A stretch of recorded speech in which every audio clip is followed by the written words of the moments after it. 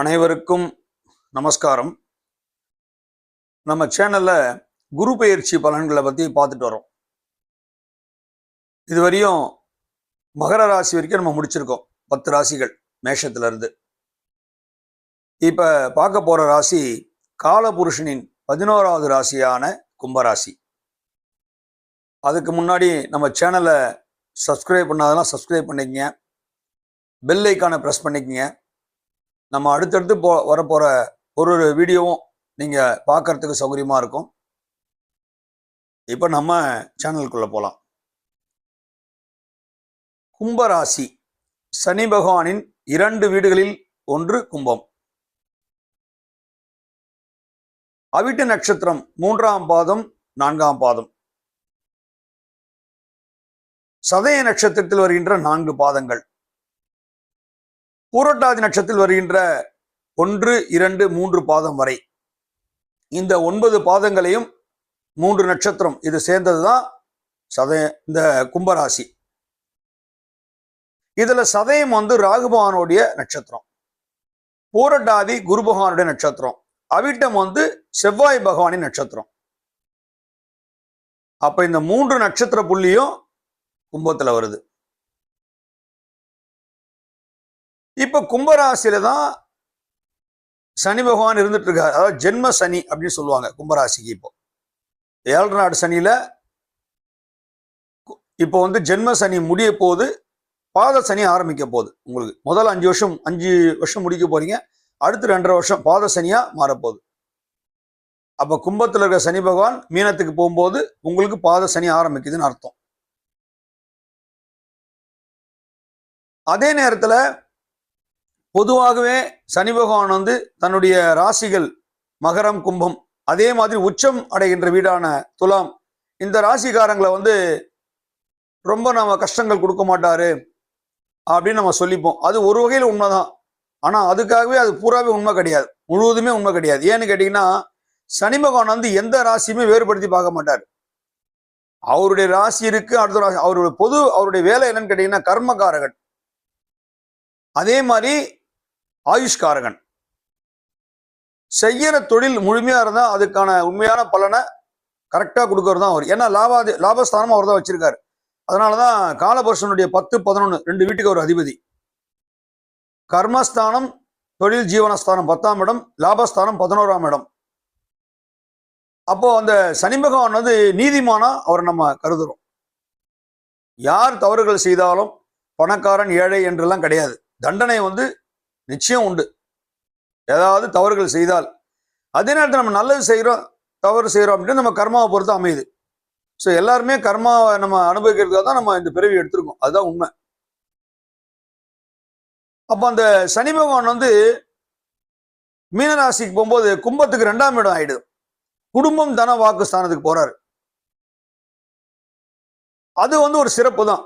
பொதுவா பாத்தீங்கன்னா 2ஆம் இடம்ன்றது முக்கியமான இடமா சொல்லுவோம். 2ஆம் இடம் 5ஆம் இடம் ரெண்டுமே. ஏன்னா 5ஆம் இடம் பூர்வ புண்ணியஸ்தானம், 2ஆம் இடம் பாத்தீங்கன்னா குடும்பம் தன வாக்கு. அப்ப பண வரவுக்கு கஷ்டம் இருக்காது. தனஸ்தானம், தனாதிபதி யாருன்னு கேட்டீங்கன்னா குரு. தனகாரகன், புத்திரகாரன், பூர்வ ஜென்மக்காரன் 3மே குரு. அவருடைய வீட்டுக்கு ஒரு போகும்போது உங்க வீட்டுக்கே ஒரு கும்பராசிக்கே ஒரு சொந்த வீடுன்னும் போது கும்பராசியை பொறுத்தவரைக்கும் பண வரவு ரொம்ப கஷ்டம் இருக்காது. பண வரவு வந்துட்டு இருக்கும், நல்ல விதமா இருக்கும்.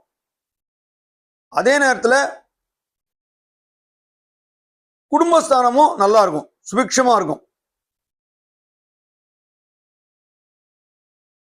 வாக்குஸ்தானம் எப்பவுமே வாக்குஸ்தானம் பொறுத்த வரைக்கும் மகரம் கும்பத்துக்கு கரெக்டா தான் அமையும்.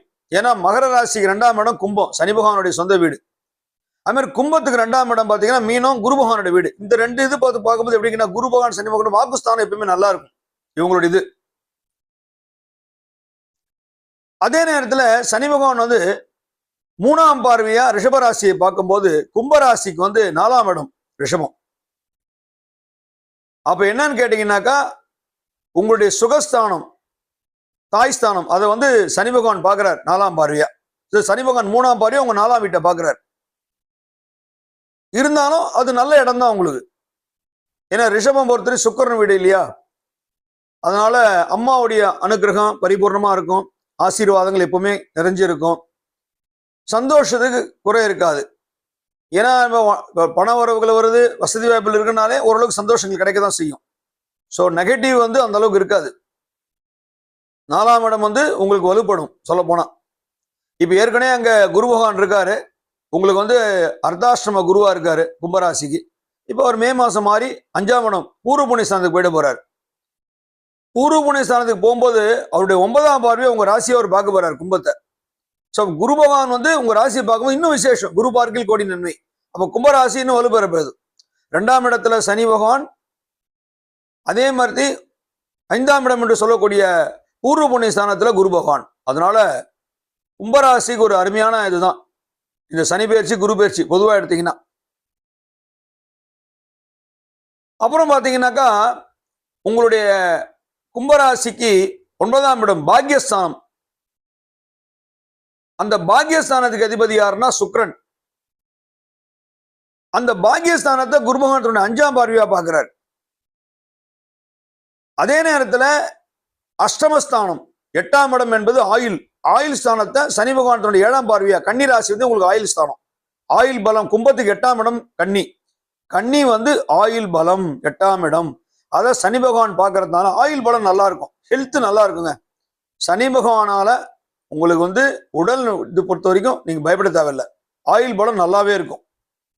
இந்த சனி பயிற்சியால ஆயுள் பலம் ரொம்ப ரொம்ப சிறப்பா இருக்க போறது கும்பராசிக்கு. ஏன்னா உங்களுடைய 8ஆம் இடம் தான் கன்னி. 8ஆம் இடம் தான் பொதுவாக ஆயுள் ஸ்தானம். அதை சனி பகவான் பார்க்கறதுனால அது ஒரு விசேஷ தன்மை. அதே மாதிரி பாக்யஸ்தானத்தையும் குரு பார்க்கிறார் 9ஆம் இடம். அது இன்னும் விசேஷம். தன்னுடைய 5ஆம் பார்வையா குரு பகவான் பார்க்கிறார். இதை விட ஒரு முக்கியமான விஷயம் பார்த்தீங்கன்னா உங்களுடைய லாபஸ்தானம் கும்பத்துக்கு 11ஆம் இடம் என்ன? தனுசு. லாபம்னா என்ன? வரவு. தொழில் ஸ்தானம்ன்றது விருச்சிகம், தனுசுன்றது லாபஸ்தானம் கும்பத்துக்கு. கும்பத்துக்கு 11ஆம் இடம் வந்து தனுசு. அதையும் குரு பகவான் தன்னுடைய கண்களில் பார்க்கிறாரு. அப்ப என்ன ஆகுது?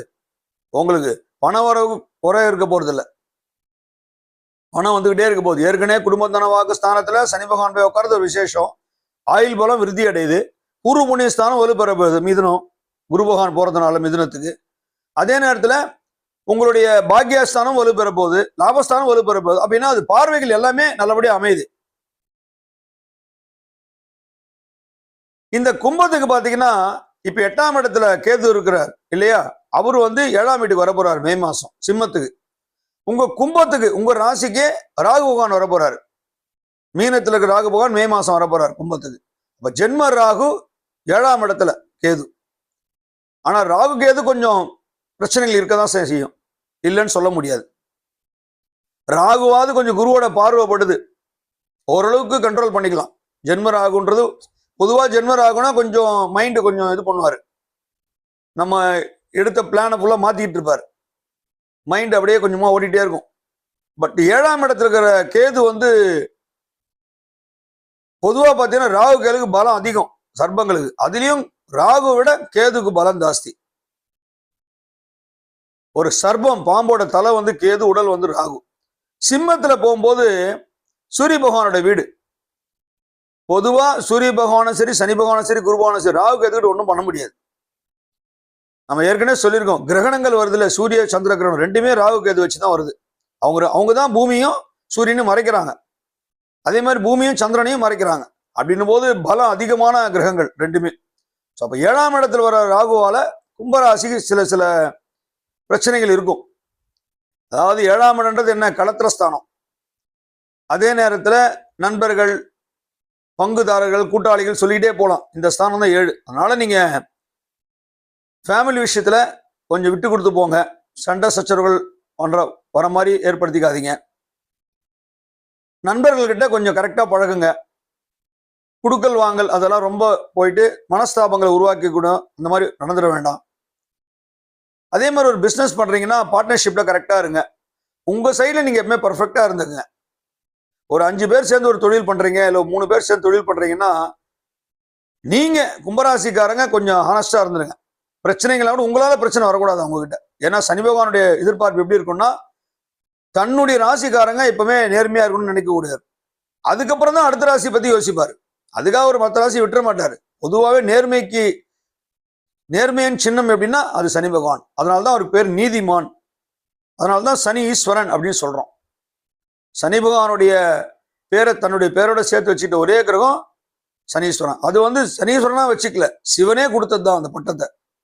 அதனால பொதுவா இப்ப நிறைய ஜோசியர்கள் சொல்லிட்டு இருப்பாங்க, ஒரு 3 மாசம் டைம் சரியில்லை, 4 மாசம் டைம் சரியில்லை, கும்பராசிக்கு ஜென்ரல் இதெல்லாம் எப்படின்னா பொது பலனா சொல்றது. அவங்க எப்படி சொல்லுவாங்கன்னா எல்லா கிரகத்தையும் கம்பைன் பண்ணி, இப்போ 6 கிரகம் ஒரு ராசியில் வரப்போகுது, அதனால இதுக்கு இந்த பிரச்சனை இருக்கும் நிறைய, இது ஜென்ரலா சொல்றது. எதுவுமே எந்த ஜோசியருமே சொல்றது எல்லாமே பொதுப்படையா தான் சொல்லுவாங்க. யாருமே பர்ஃபெக்டா சொல்ல போறது கிடையாது. பர்ஃபெக்ட்ன்றது உங்களுடைய ஜாதகத்தை அவங்க பார்த்தாதான் சொல்ல முடியும். உங்களுடைய ஜனன ஜாதகத்தை தான் எந்த ஜோசியர் பார்த்தாலுமே அதை கரெக்டா அவங்களால கணிச்சு சொல்ல முடியும். தப்போ மற்றபடி சொல்றது எல்லாமே பொதுப்படையா தான் சொல்றாங்க, ஜென்ரலா சொல்றது தான். இது ஒரு அவுட்லைன் மாதிரி தான் உங்களுக்கு. அதனால நீங்க பொதுவா தெய்வ சங்கல்பம், தெய்வத்தை டெய்லி வணங்கும். நிறைய பேர் பார்த்தீங்கன்னா டெய்லி கோயிலுக்கு போவாங்க. டெய்லி ஒரு விநாயகர் கோயில, சின்ன கோயிலா இருந்தாலும் விநாயகர் கோயிலை சுத்திட்டு போவாங்க. சில பேர் பெரிய கோயிலுக்கு டெய்லி போயிட்டு போவாங்க. தினமும் கடவுளை சென்று வழிபடுறவனுக்கு எந்த குறையுமே வராதுங்க. ஏன்னா அவன் டெய்லியும் இறைவனுடைய சன்னிதானத்துக்கு போயிடுறாரு. அப்போ அவங்களுக்கு கஷ்டம் இருக்கும், சந்தோஷம் இருக்கும், அதெல்லாம்ன்றதை தாண்டி இறைவனோட அருள் பரிபூர்ணமா இருக்கும் அவங்களுக்கு.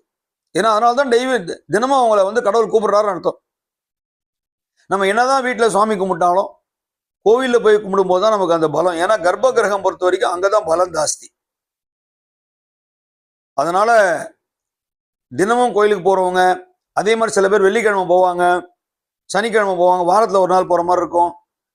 மாதிரி பிரதோஷத்துக்கு போவாங்க, ஜென்ரலா சங்கட சதுர்த்தி போவாங்க. நிறைய இறைவன் நம்பிக்கை நம்ம எந்த அளவுக்கு வச்சு இறைவனை வழிபடுறோமோ அதனால நம்ம கஷ்டங்கள் குறையும். அதுக்காக முழு கஷ்டமும் குறைஞ்சிடும் அர்த்தம் கிடையாது. நம்ம கர்மாவை நம்ம அனுபவிச்சு தான் ஆகணும். அதுல மாற்று கருத்தே கிடையாது.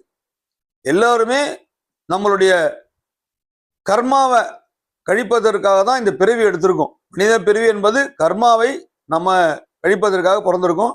அதுதான் இங்க பகவான் நமக்கு கொடுத்தது. நம்மளுடைய தொழிலை நம்ம நேர்மையா செய்கிறோம், நம்ம எண்ணங்களை நேர்மையா வச்சுக்கிறோம், பிறருக்கு உதவிகள் செய்கிறோம், உதவிகள் செய்ய முடியலனாலும் கஷ்டங்களை கொடுக்காம இருக்கிறோம் அப்படின்னாலே நமக்கு கிரகங்களோட அனுகிரகம் பரிபூர்ணமா இருக்குன்னு தான் அர்த்தம்.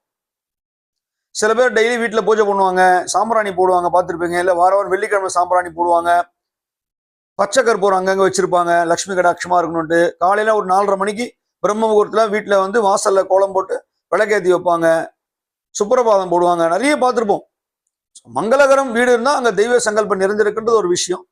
அதையும் தாண்டி ஒரு வீட்டில் தெய்வ சங்கல்பம் நமக்கு பரிபூர்ணமா இருக்கிறனாலே, நம்ம எண்ணங்கள் நேர்மறையா இருந்தாலே நமக்கு நிச்சயம் நல்ல ஒரு அனுகிரகம் கிடைக்கும். அதனால சனி பகவான் கும்பராசியை பொறுத்த வரைக்கும் ரொம்ப ஒரு அருமையான கிரகம். அதே நேரத்தில் இந்த குரு பயிற்சியை பொறுத்த வரைக்கும் உங்களுக்கு எந்த குறையுமே கிடையாது. ஏன்னா உங்க ராசிக்கு 5ஆம் இடத்துல குரு பகவான், அதே மாதிரி 9ஆம் இடத்துல குரு பகவான், அதே மாதிரி 9ஆம் இடம் என்ன, குரு பகவானுடைய பார்வை. நல்லா கேட்டுங்க, குரு பகவானுடைய பார்வை மிதுனத்திலிருந்து துலா ராசியை பார்க்கிறாரு. அது உங்க ராசிக்கு 9ஆம் இடம். அடுத்தது 11ஆம் இடம் தனுசை பார்க்கிறாரு. அது உங்க ராசிக்கு லாபஸ்தானம். உங்க ராசியே பார்க்க போறாரு. அப்போ இன்னும் உங்க ராசி வலுப்பெற போகுது. அப்போ உங்க ராசிக்கு 5ஆம் இடத்துல போய் உட்கார போறாரு, மிதுனத்துல. அது பூர்வ புண்ணியஸ்தானம். அதனால குரு பயிற்சியை பொறுத்த வரைக்கும் மிதுன ராசிக்கு மிக மிக அருமையா தான் இருக்குது. இன்னொரு விஷயம், இப்ப சனி பகவான் போய் உட்கார போற வீடும் குரு பகவானுடைய வீடு தான். அதனால குரு பகவான் இப்ப மிதுனத்துல புத பகவான் வீட்டுல உட்கார்ந்தாலும் தன் வீட்டிலே சனி பகவானை உட்கார வைக்கிறாரு. அவருடைய ராசி தானே உங்க ராசி, கும்பராசி. அதனால கும்பராசிக்காரை பொறுத்த வரைக்கும் இந்த குரு பயிற்சி மிக மிக அருமையாக தான் இருக்குது.